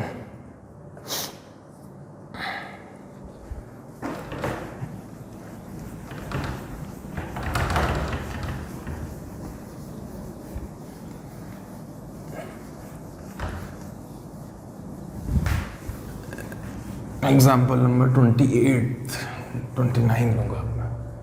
एग्जाम्पल नंबर 29 देखो, एग्जाम्पल नंबर 29 एग्जाम्पल में देखना जरा, यहां है NMe3, बाद में लूंगा यार। फ्लोरीन है, क्लोरीन है, ब्रोमीन है और आयोडीन। लीविंग ग्रुप एबिलिटी किसकी ज्यादा है? आयोडीन की ज्यादा है। बेकार लीविंग ग्रुप है ये, है ना, पुअर लीविंग ग्रुप। हालांकि इलेक्ट्रॉन खींचने में माहिर है, इलेक्ट्रॉन खींचने में इसका माइनस आई जबरदस्त है, इतना नहीं है इसका, ये इसका और कम है, इसका और कम है, और ये तो बहुत अच्छा लीविंग ग्रुप है। लीविंग ग्रुप एबिलिटी कम होने पर भी हॉफमैन प्रोडक्ट का परसेंटेज इंक्रीज होता है ना। उसका एक्सप्लेनेशन देता हूं। आपने यहां इथॉक्साइड डाल दिया हाई टेम्परेचर पर, एल्कोहलिक की वजह से हाई टेम्परेचर पर, दो तरह के प्रोडक्ट बनेंगे, सैडजेफ भी बनेगा, हॉफमैन भी बनेगा, सैडजेफ भी बनेगा, हॉफमैन भी बनेगा, सैडजेफ भी बनेगा, हॉफमैन भी बनेगा, और यहाँ भी सैडजेफ भी और हॉफमैन भी। क्लोरीन, ब्रोमीन और आयोडीन के केस में इसके रेस्पेक्ट में ये प्रोडक्ट ज़्यादा अमाउंट में बनता है। मेजर सैडजेफ होगा, मेजर सैडजेफ होगा, मेजर सैडजेफ होगा। लेकिन फ्लोरीन वाले केस में ये थोड़ा ज़्यादा अमाउंट में बनता है इससे, इसलिए मेजर ये आएगा। वापस सुनना, अगर लीविंग ग्रुप एबिलिटी बढ़ती है तो हॉफमैन प्रोडक्ट के बनने की पॉसिबिलिटी कम होती है, सैडजेफ बनने की पॉसिबिलिटी ज़्यादा होती है। अगर मैं इनके परसेंटेज का कंपैरिजन करूं ना, जैसे मान लीजिए इसका, इन दोनों का परसेंट की बात करूं तो इसका A% है, इसका B% है, या जो भी है परसेंट, ऊपर से नीचे जाने की बात करें हम लोग तो इस प्रोडक्ट के बनने का कम होता जाएगा, है ना। ऊपर से नीचे जाते percentage of Hofmann product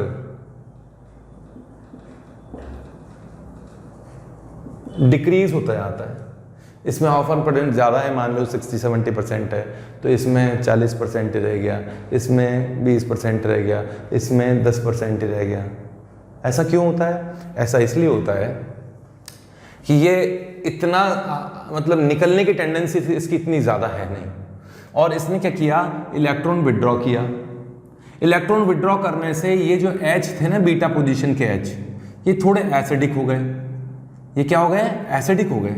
H+, इनमें जो सोया हुआ एसिडिक नेचर था ना, वो थोड़ा जाग गया।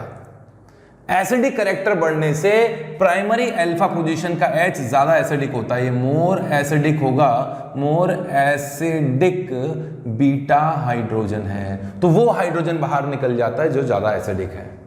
ठीक है, ये बेकार लिविंग ग्रुप है। एक तो ये पहले निकलना नहीं चाह रहा था, तो H पहले निकलने लग गया, उसके बाद में स्टिमुलेशन के कारण ये बाहर निकला।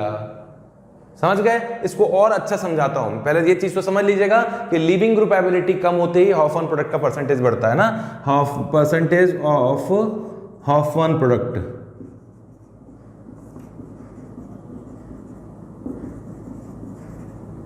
Directly proportional to, inversely proportional to leaving group ability. ठीक है, लिविंग एबिलिटी ज़्यादा होगी तो सैडजेफ प्रोडक्ट ज़्यादा बनेगा, हॉफमैन का परसेंटेज कम होगा। लेकिन लिविंग ग्रुप एबिलिटी बढ़ने पर हॉफमैन का परसेंटेज बढ़ता जाता है। ये एग्जांपल उसका ये कॉन्सेप्ट है। मेरे पास परसेंटेज की वैल्यूज़ मेरे को याद नहीं थी, बट मैंने आपको एक हाइपोथेटिकल वैल्यूज़ बता दी। वैसे रटने की ज़रूरत नहीं है वैल्यूज़ को, इसलिए मैंने भी कभी रटा नहीं, है ना। ये मान लो कितना बताया था मैंने, ये 60 है, ये 40 है, 30 है, 20% ऐसे बनता है। क्लियर है? आगे बढ़ते हैं, एग्जाम्पल नंबर 30 करते हैं। इसे मैं मिटाऊंगा, इसे लिखो जल्दी से। अरे जल्दी लिखो यार, टाइम गुजरता जा रहा है, वक्त बड़ा महत्वपूर्ण है।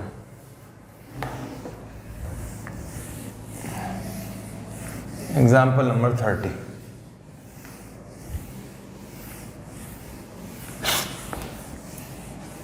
वापस आऊंगा और वही कॉन्सेप्ट वापस समझाऊंगा। देखो सुन लो, एग्जाम्पल नंबर 30 में यहां है NMe3+। मैंने बताया था लिविंग ग्रुप जब फ्लोरीन हो तब, Nr3+ हो तब, Sr2+ हो तब हॉफमैन प्रोडक्ट मेजर बनता है। इसमें कोई भी बेस डाल दिया, हीट किया। सुनना, अब ये लिविंग ग्रुप तो अच्छे हैं, पुअर लिविंग ग्रुप नहीं है, बढ़िया लिविंग ग्रुप है। ये तो जब निकलेगा तो न्यूट्रल फॉर्म में निकलेगा, अच्छा लिविंग ग्रुप है, गुड लिविंग ग्रुप है, बेकार नहीं है। बहुत अच्छा भी नहीं है, लेकिन ठीक ठाक लिविंग ग्रुप। लेकिन अब सुनना, इसकी इलेक्ट्रॉन विड्रॉ करने की नेचर याद करो। -I इफेक्ट का ऑर्डर, -I इफेक्ट का ऑर्डर में बहुत ऊपर था। ये स्ट्रॉन्ग -I वाला ग्रुप है, स्ट्रॉन्ग इलेक्ट्रॉन विड्रॉइंग ग्रुप है। -I इसका जबरदस्त है,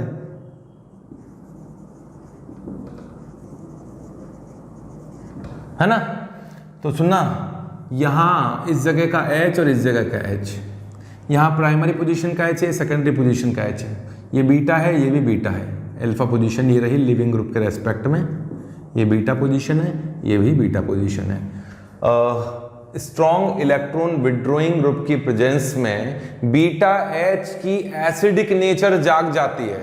अभी तक जो शेर सोया हुआ पड़ा था वो जाग गया।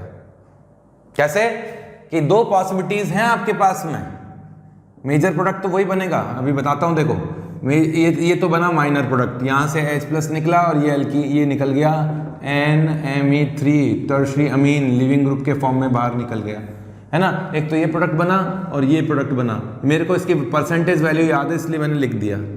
मेरे को याद था कि 95% बनता है, सबसे ज़्यादा ऑफन प्रोडक्ट NR3 वाले केस में बनता है, पर वैल्यू रटने की जरूरत नहीं है। मेजर प्रोडक्ट ये बना, बस मैं ये कहना चाह रहा हूँ। अब क्यों बना मेजर प्रोडक्ट समझना, ये वाला इसकी ट्रांजिशन स्टेट क्या है, NR3 बाहर निकलता जा रहा है, NMe3 है ना, न्यूट्रल की ओर बाहर निकलता जा रहा है, प्लस इसका चार्ज कम होता जाएगा और यहाँ से H प्लस बाहर निकलता जा रहा है। ये इलेक्ट्रॉन दिया, ये भी प्लस के फॉर्म में निकल रहा है ना। इसका नेगेटिव चार्ज न्यूट्रल के फॉर्म में निकल रहा है, ये प्लस के फॉर्म में निकल रहा है। इस तरह से इसकी ट्रांजिशन स्टेट तो ये है। और यहाँ से NMe3 बाहर निकलता जा रहा है, पार्शियल पॉजिटिव चार्ज, और यहाँ से H प्लस बाहर निकलता जा रहा है ना। अब सुनना ट्रांजिशन स्टेट के बारे में। देखो जब नॉर्मल लिविंग ग्रुप होते हैं, इसकी बात नहीं है, जैसे नॉर्मल क्लोरीन ब्रोमीन आयोडीन होता है, उस केस में तो एल्कीन कैरेक्टर ज़्यादा इम्पॉर्टेंट होता है ट्रांजिशन स्टेट में। नॉर्मल केस में एल्कीन कैरेक्टर ज़्यादा इम्पॉर्टेंस होता है, लेकिन जब स्ट्रॉन्ग इलेक्ट्रॉन विड्रॉइंग ग्रुप होते हैं उस केस में जब ये प्लस के फॉर्म में निकलता है तो ये माइनस की फॉर्म में निकलता है, मतलब माइनस फॉर्म बनता है, यहाँ प्लस बनता है। तो यहाँ एनायनिक कैरेक्टर ज़्यादा इंपॉर्टेंट हो जाता है, एनायन की स्टेबिलिटी ज़्यादा इंपॉर्टेंट हो जाती है। प्राइमरी एनायन सेकेंडरी एनायन से ज़्यादा स्टेबल हो जाता है, इस कारण से हॉफमैन प्रोडक्ट बनने की नेचर बढ़ जाती है। वापस एक्सप्लेन करूँ क्या? वापस एक्सप्लेन करते हैं, इससे तो लिख लो तुम, दूसरे एग्जाम्पल से एक्सप्लेन करते हैं। जल्दी करो इसे वापस एक्सप्लेन करता हूँ मैं थोड़ा अलग तरीके से। टाइम ज़रूर ज़्यादा लग रहा है लेकिन चीज़ों को समझाना भी है। ये मिटा रहा हूँ मैं, अब तो ये तो मिटा दिया मैंने। एग्जाम्पल नंबर कौन सा करना था? 31। बहुत हो गए एग्जाम्पल तो यार।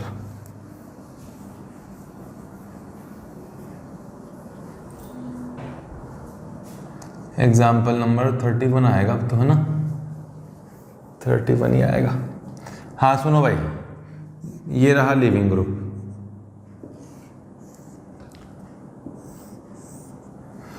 Living group equals to chlorine हो, ब्रोमीन हो या आयोडीन हो, तो मेजर प्रोडक्ट ये वाला होता है, ये मेजर होता है। क्यों होता है?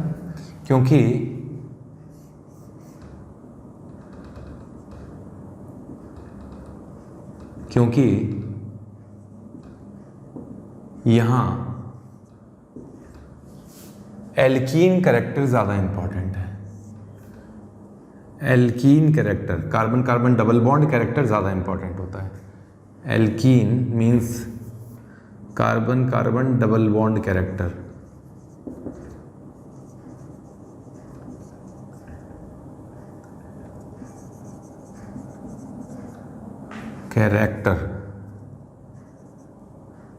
ज़्यादा इम्पॉर्टेंट है, मोर इम्पॉर्टेंट, ठीक है। लेकिन जब लिविंग ग्रुप फ्लोरीन हो, NR3 प्लस हो, SR2 प्लस हो, बेस डाल के तो हीट करना ही है, यहाँ भी बेस डाल के तो हीट करना ही है, उस केस में मेजर प्रोडक्ट ये वाला बनता है, हाफ वन प्रोडक्ट। ये मेजर क्यों बनता है? क्योंकि इस केस में ये बहुत स्ट्रॉन्ग इलेक्ट्रॉन विड्रॉ करने वाले लीविंग ग्रुप्स जब माइनस के फॉर्म में या जिस भी फॉर्म में निकलते हैं तो यहाँ से इस H की एसिडिक स्ट्रेंथ को बढ़ा देते हैं। और एसिडिक स्ट्रेंथ कैसे देखी जाती है? एनायन की स्टेबिलिटी के बेसिस पे। तो यहाँ एनायन कैरेक्टर ज़्यादा इंपॉर्टेंट होता है प्राइमरी के रेस्पेक्ट में, सेकेंडरी कमजोर होगा, प्राइमरी स्टेबल होगा। तो एनायोनिक कैरेक्टर, कार्बेनायन कैरेक्टर,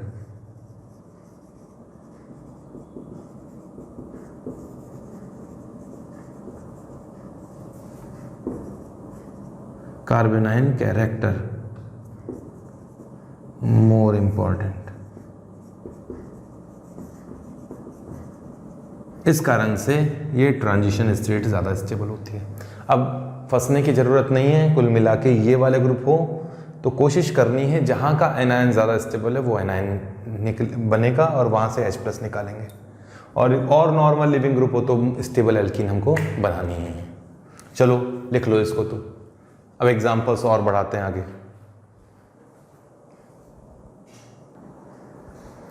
ठीक, एग्जाम्पल नंबर 32। अच्छा, एक और चीज समझना, ये जो लिविंग ग्रुप था ना अभी हम लोगों ने लिया था Nr3+ एंड Sr2+। फ्लोरीन तो छोड़ दो, अगर ये वाले लिविंग ग्रुप हैं तो आपको अल्कोहलिक KOH की जरूरत ही नहीं पड़ेगी। आप एक्वस KOH की प्रेजेंस में भी हीट कर देते हैं तो भी एलिमिनेशन हो जाता है। ये इतने ज्यादा इलेक्ट्रो विड्रॉ करने के नेचर रखते हैं कि एक्वस KOH में हीट करने पर भी इसमें एलिमिनेशन हो जाता है। इस पॉइंट को अलग से लिख लेना, एक्वस KOH में भी रिएक्शन कर लेते हैं। हाँ, लिख लीजिए नेक्स्ट एग्जांपल नंबर 32। आपको मैंने मिथाइलेशन पढ़ाया था, अमोनोलाइसिस पढ़ाया था, उसमें ही ये रिएक्शन बताई थी, ये वाला एग्जाम्पल, कि इसमें नाइट्रोजन यहाँ जाके अटैक करे, इसको हटा दे, अमोनोलाइसिस। याद करो, इसका तो हो रहा है अमोनोलाइसिस और अमीन पर मिथाइल ग्रुप जुड़ते जाएंगे और टर्शरी अमीन बनेगा, क्वाटरनरी सॉल्ट बनेगा, है ना। तो एल्काइल हैलाइड का तो अमोनोलाइसिस होता है और अमीन पर एल्काइलेशन हो जाता है। ये एल्काइलेशन हो रहा है, ये हाई टेम्परेचर पर, ये एक्सेस में लिया है और हीट किया तो बताओ क्या बनना चाहिए? 2 बार SN2 रिएक्शन होगी, 3 बार SN2 होगी। ये न्यूक्लियोफाइल यहाँ जाएगा, HI बाहर निकलेगा, फिर HI बाहर निकलेगा और क्या प्रोडक्ट बनना चाहिए? Finally NMe3+I-। ये लो, Nr3+ लिविंग ग्रुप बनाने का ये मेथड बनाया है ना। इस मेथड का नेम भी है, इसका नेम भी है, एग्जाम्पल नंबर 32। इसका नेम ही क्या है सुन लेना।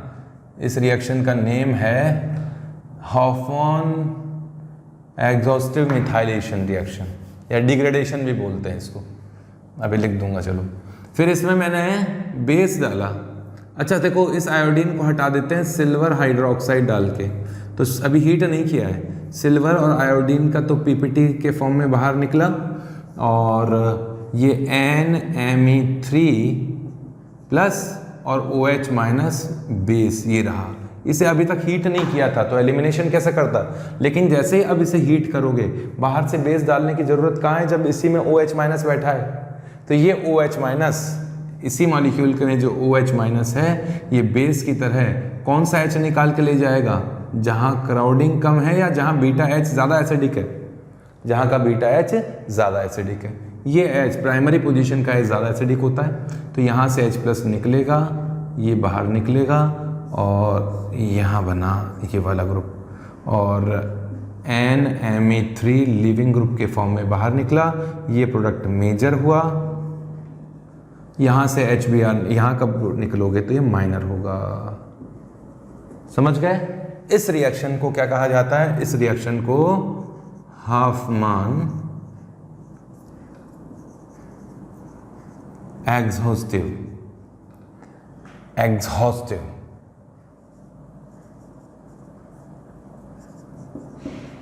Methylation degradation.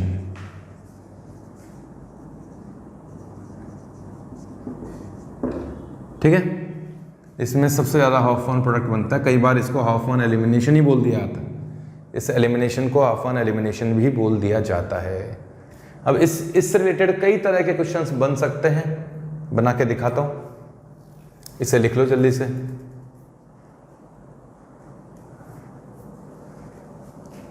करें, लिख लिया होगा आप लोगों ने। एग्जाम्पल नंबर 33, ये लो एग्जाम्पल नंबर 33।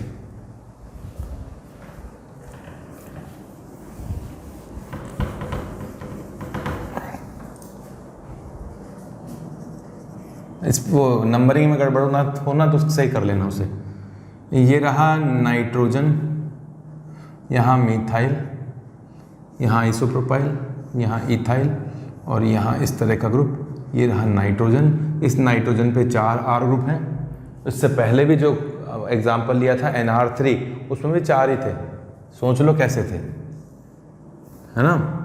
और इसमें आपने बेस डाल के हीट किया, बताओ कौन सा बीटा H बाहर निकलेगा। अरे ये तुम समझ नहीं पा रहे हो क्या? यहाँ NR3 है ना, NR3 प्लस, तो 3 R तो ये रहा और चौथा R ये रहा, तो कुल मिला के है तो क्वाटरनरी सॉल्ट ही, तो ये भी क्वाटरनरी सॉल्ट लिया मैंने। इसमें हीट किया तो कौन सा बीटा H बाहर निकलेगा। सारी प्रोडक्ट बना दो, चलो मेजर माइनस सारे जितने भी है। बड़ा टफ क्वेश्चन बनेगा लेकिन ठीक है, बना लेंगे, कोई दिक्कत वाली बात नहीं है, हमें डरते थोड़ी ना है। 34th यहाँ है, ये रहा ये ग्रुप मिथाइल और NMe3 प्लस, इसमें भी बेस डाल के हीट किया, क्या प्रोडक्ट बनेगा? बनाओ, सारे प्रोडक्ट्स बनाओ जितनी पॉसिबिलिटीज़ हैं। मेजर, माइनर, लिविंग ग्रुप, कितने भी ऑर्गेनिक कंपाउंड बने सारे बना दो।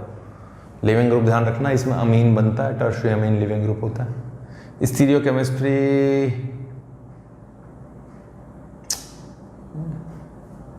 देख लेना, स्टीरियोकेमिस्ट्री भी अगर हो तो। स्टीरियोकेमिस्ट्री का भी ध्यान रखो, कितने प्रोडक्ट्स बने। क्वेश्चन आ जाता है ऐसा कि टोटल नंबर ऑफ एल्कीन कितने हैं, सिस्ट्रॉन्स को इंक्लूड करके, RS को इंक्लूड करके बताना पड़ता है। तो अब मैं करूँगा। नाइट्रोजन का बीटा H देखो, ये रहा, ये अल्फा, ये बीटा, ये अल्फा, ये बीटा, ये दोनों एक जैसे हो गए। ये थोड़ा सा चेंज कर रहा हूँ मैं, ये कर दिया, ये बीटा, ये अल्फा, ये बीटा, और वो तो एक जैसा है। सारी एल्कीन बनाऊंगा, यहाँ से H निकल गया मान लो, है तो E2 एलिमिनेशन, तो यहाँ डबल बॉन्ड बनेगा, मतलब ईथीन बनेगा। अरे भाई सबसे बढ़िया यही वाला होगा। कैसे? ये प्राइमरी का है, हालांकि प्राइमरी का ये भी है, ये तो सेकेंडरी का है। प्राइमरी का ये H ज़्यादा एसिडिक होगा कि ये वाला, इस पर तो इस मिथाइल का प्लस आई इफेक्ट होगा, प्लस आई इफेक्ट के कारण इसका एनाइन की स्टेबिलिटी कंपैरेटिवली कम होगी, इसकी ज़्यादा होगी, तो सबसे ज़्यादा अमाउंट में तो यही बनने वाला है एल्कीन, मेजर एल्कीन। फिर भी और पॉसिबल एल्कीन, यहाँ से H निकल गया तो डबल बॉन्ड ये बनेगा, है ना, और यहाँ से H निकल गया इस जगह से और ये बना, तो भी डबल बॉन्ड यही बना, प्रोपीन ही तो बना, तो प्रोपीन बने। और अगर ये वाला जब डबल बॉन्ड निकला था तो लिविंग ग्रुप कौन था, इसका भी तो ध्यान रखना पड़ेगा, ये भी तो ऑर्गेनिक कंपाउंड है, एक लिविंग ग्रुप ये भी था। ये कब निकला? इसके साथ, है ना। और जब ये वाला बाहर निकला ऐसे, यहाँ से डबल बॉन्ड ये टूट के, तो लिविंग ग्रुप ये वाला था। कौन सा लिविंग ग्रुप था? अरे यार इसमें तो मैं इतना एक्सपेक्ट नहीं कर रहा था, कोई बात नहीं। और जब यहाँ से H प्लस बाहर निकला कि यहाँ से, और ये डबल बॉन्ड टूटा, तो ये लिविंग ग्रुप बाहर निकला। तो ये लिविंग ग्रुप कैसा था? इस तरह का लिविंग ग्रुप से। ये तो सभी लिविंग ग्रुप से डिफरेंट कंडीशन के, और एल्कीन 2 है, मेजर एल्कीन ये है।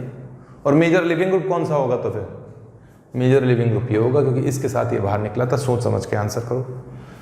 ऐसे एग्जाम्पल अब तो तुम्हें खुद को करने चाहिए। मैं करूं? करें? ये रहा नाइट्रोजन, ये अल्फा पोजीशन, ये बीटा पोजीशन, ये बीटा पोजीशन, ये बीटा पोजीशन। सबसे ज़्यादा मेजर जो एल्कीन बनेगी वो यही होगी। इस जगह से H निकलेगा, यहाँ से H निकलेगा, ये बाहर निकलेगा, तो इसमें मेजर एल्कीन बनेगी ये वाली, लीस्ट क्राउडेड। अमीन्स देख लेना कौन सी होगी, है ना। अमीन्स तो वही बनेगा लिविंग ग्रुप, तो NMe3 हर केस में ये लिविंग ग्रुप होगा। और एल्कीन कौन सी होगी? यहाँ से H निकले तो डबल बॉन्ड यहाँ बनेगा,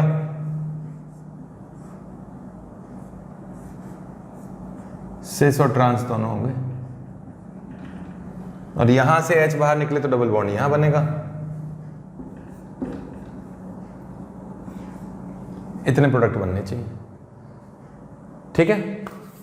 और लो क्या, दिल है कि मानता नहीं। एग्जाम्पल्स तो भरे पड़े हैं दिमाग में, क्या करें, लेना चाहिए एग्जाम्पल। ऑनलाइन में नहीं लेंगे तो कितने लेंगे, फिर काय में लेंगे यार। और लेता हूँ एग्जाम्पल, अब ज़्यादा नहीं लूँगा, वैसे मैं सैचुरेटेड हो चुका हूँ। 35 लूँगा।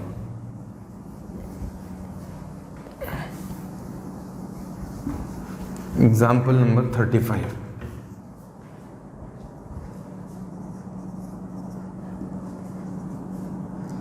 ये अब तुम खुद कर लेना यार। ये है, इसमें मिथाइल आयोडाइड डाल दिया एक्सिस में, हीट किया, क्या प्रोडक्ट बनेगा बना देना। उसके बाद में सिल्वर हाइड्रोक्साइड डाल दिया और उसके बाद में इसे हीट किया, ये मिथाइलेशन वो है हॉफॉन एग्जॉस्टिव मिथाइलेशन, क्या प्रोडक्ट बना। इसके बाद में अगेन इसी प्रोसेस को रिपीट कर दिया, मिथाइल आयोडाइड, फिर AgOH और फिर उसके बाद में हीट कर दिया। कौन सा है, हॉफॉन एग्जॉस्टिव मिथाइलेशन, प्रोडक्ट बनाओ। एक और चीज मैं समझाना चाह रहा था, ध्यान से सुनना। अगर नाइट्रोजन पर बीटा H अवेलेबल ही ना हो तो क्या होगा। अगर इस जगह बीटा H अवेलेबल ही नहीं है, या सल्फर पर भी बीटा H अवेलेबल ही नहीं है तो क्या होगा। तो कोई बात नहीं, हीट कर दो, एलिमिनेशन तो नहीं होगा। तो उस केस में क्या होगा, SN2 रिएक्शन होगी, SN2 रिएक्शन होगी। यहाँ OH आएगा, इसको बाहर निकालेगा, यहाँ OH आएगा, इसको बाहर निकालेगा, क्या होगा, NMe3 लिविंग ग्रुप बाहर निकलेगा प्लस MEOH बनेगा। सेम यहाँ भी क्या होगा, Me2S लिविंग ग्रुप और MEOH बाहर निकलेगा। लेकिन अगर यहाँ बीटा H होता तो फिर एलिमिनेशन होता। अगर बीटा H होता ना, जैसे ये नाइट्रोजन है और 3 मिथाइल हैं, और उससे पहले वाले एग्जाम्पल हम लोग कर ही रहे थे, ये तो अगर बीटा H होता तो फिर तो भैया यहाँ से H निकलेगा और एलिमिनेशन होगा। सेम सिचुएशन यहाँ भी आएगी, समझ गए। लो वापस ले लूँगा तो सही, मैं लूँगा तो सही, मैं मानूंगा नहीं। यहाँ नाइट्रोजन है और वही सल्फर भी होता तो भी चल जाता, और यहाँ बीटा H है, पॉजिटिव चार्ज है, राइटिंग की ऐसे से हो चुकी है, कोई बात नहीं। और यहाँ OH डाल के हीट किया तो E2 एलिमिनेशन ही होगा, और यहाँ आएगा नाइट्रोजन, यहाँ मतलब यहाँ का H निकाल दिया जाएगा, ये ले जाएगा इसको OH, और ये बाहर निकलेगा तो ईथीन बनेगा, और NMe3 लिविंग ग्रुप बाहर निकलेगा। अच्छा, एक और इंटरेस्टिंग एग्जांपल लेता हूं, सुन लेना मेरी बात। सल्फर H है, ऑक्सीजन और सल्फर में कंपैरिजन किया जाए तो सल्फर स्ट्रॉन्गर न्यूक्लियोफाइल है, OH अच्छा बेस है, इसकी बेस अच्छा है, ये एलिमिनेशन को प्रिफर करेगा, और ये जो है ना इस जगह ये SN2 को प्रिफर करता है। सल्फर एलिमिनेशन करता ही नहीं कभी, हीट कर दो चाहे, सल्फर एलिमिनेशन नहीं करता, उसकी न्यूक्लियोफिलिसिटी ज्यादा है, बेसिक कैरेक्टर कम है, इसलिए ये तो चाहे गर्म करो चाहे ठंडा करो SN2 ही करने वाला है। और SN2 कहाँ करेगा बताओ, लिविंग ग्रुप कौन है इसमें, NR3। एक तो ऑप्शन है आपके पास में यहाँ करे और इसको निकाल दे, और मैं कह रहा हूँ कि यहाँ करे ना प्राइमरी पोजीशन पे, इसको निकाल दो, तो यहाँ क्या बनेगा, Me और सल्फर SH, और लिविंग ग्रुप तो Me नाइट्रोजन Me, और ये बाहर निकलेगा। ठीक है, ये मैंने E2 एलिमिनेशन कराई है। E2 एलिमिनेशन खत्म नहीं हो रही थी, मैंने खत्म की है ये। तो चलो, इसको तो बहुत हो गया, इतने एग्जाम्पल तो आते भी नहीं है, पर फिर भी तुम्हें ये सारे एग्जाम्पल्स करने हैं, तुम्हारी कॉपी में करने हैं, प्रैक्टिस करनी है अच्छी तरह। इसके बाद E1 एलिमिनेशन स्टार्ट करेंगे। चलो लिख लो इसको तो, ओके।